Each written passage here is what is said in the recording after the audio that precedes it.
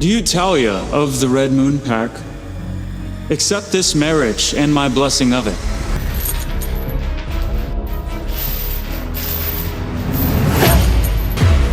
Yes. And do you, Alpha Damon, accept Talia, formerly of the Red Moon Pack, as your wife and mate? Alpha Damon? As in the cold-blooded Alpha Damon?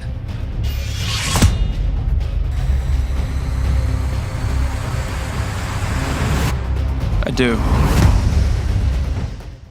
Talia glanced around, as much as her current position allowed, and observed the hotel room. It looked nice and clean. She spotted a second bed, which added to the confusion of why she shared a bed with Alpha Damon. What about the other two people? She concluded that this didn't represent the Dark Howlers pack. Did they make a stop along the way?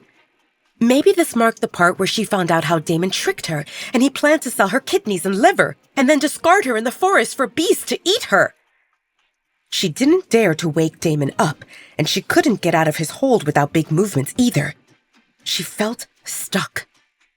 Talia resigned herself to the current situation, and she slowly returned to her original position, with her head on Damon's arm. But this time, she kept her hands to herself. Just thinking that her arm draped over his firm abs made her blush profusely. Talia took a deep breath and savored Damon's scent of forest and dark chocolate. It smelled nice, and for some unknown reason, it relaxed her. She closed her eyes in the hope of falling asleep and dreaming of that chocolatey forest again. Maybe this time she would get to eat something. Talia let out a long exhale, and in the next moment, Damon shifted sideways, entrapping her completely in his arms and holding her so close that her face stuck to his chest. His breath seeped into her scalp, making her hair stand on ends. Talia couldn't see when Damon's lips lifted into a smile. He felt content that she gave up on leaving. From the moment Talia woke up, Damon woke up as well, but he stayed still while waiting to see what she would do. Damon knew Talia had wounds that needed tending, and that she probably felt hungry as well, but he wanted to extend this moment in bed for just a bit longer. Damon cradled Talia in his arms, and he enjoyed the sweet citrusy scent of freesia that somehow got amplified by the sensational sparks wherever his body touched Talia's, even through their clothes. His palm held onto her tiny waist, and he confirmed that Talia seemed delicate and fragile. He didn't mind Talia's frame, but he would prefer if she felt stronger and not in danger of being carried away by the wind.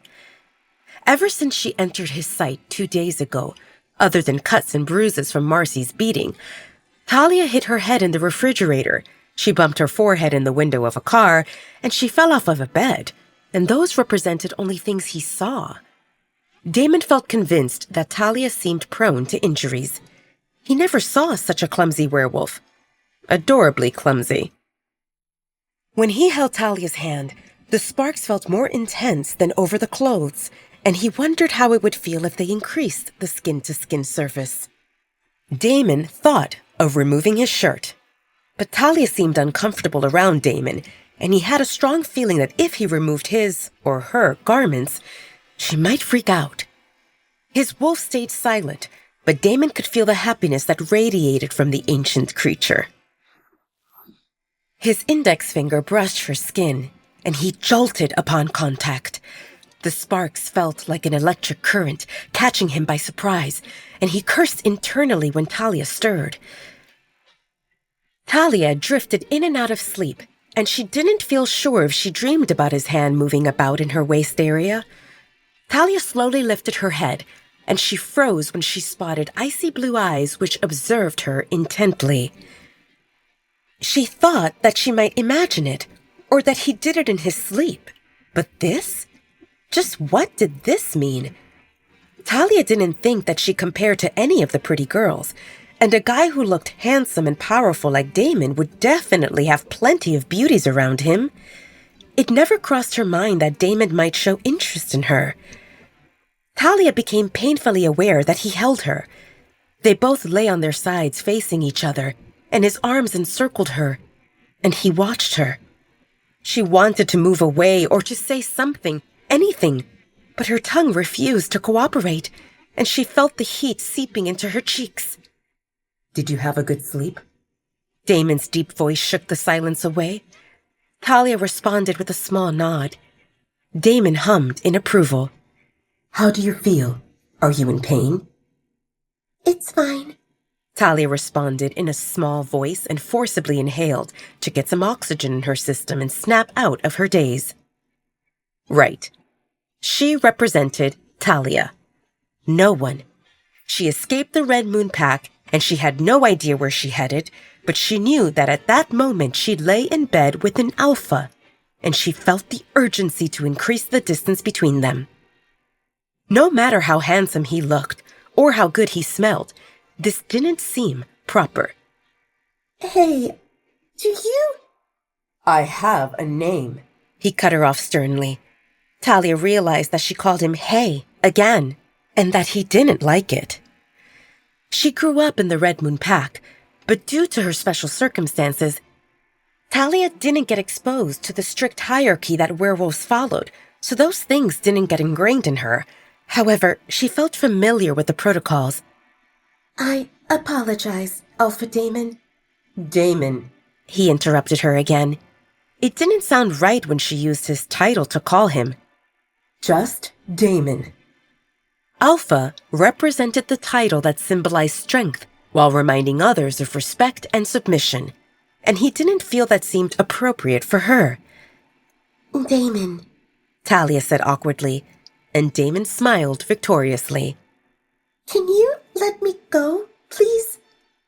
Damon's smile fell when he heard her question.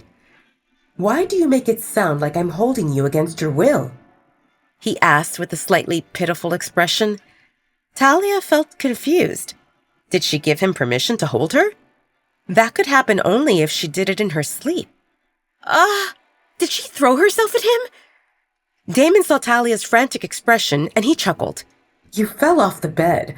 I'm holding you so that you don't get another bruise on top of existing ones." "Oh," a sound escaped Talia's lips. "Well, thank you. I'm awake now, so can you let me go?" Damon cocked an eyebrow and ignored her question. "Do you want to freshen up?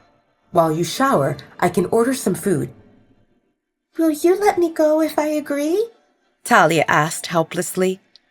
"Not necessarily," Damon responded with a straight face. Talia swallowed hard.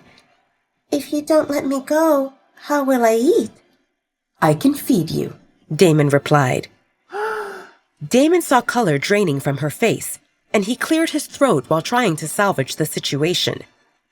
"I meant, if your injuries bother you, I can help you eat." "No need," Talia squeaked, and she scrambled off the bed clumsily the moment Damon released her from his hold. She dashed into the bathroom, closed the door, and locked it with a loud click sound. Damon stared at the door with a complex expression on his handsome face. Wait, that's not the end. You've just had a free taste. Now get the full story on the Pocket FM app, link in description. Check out our next video and playlist, and don't forget to like, share, and subscribe.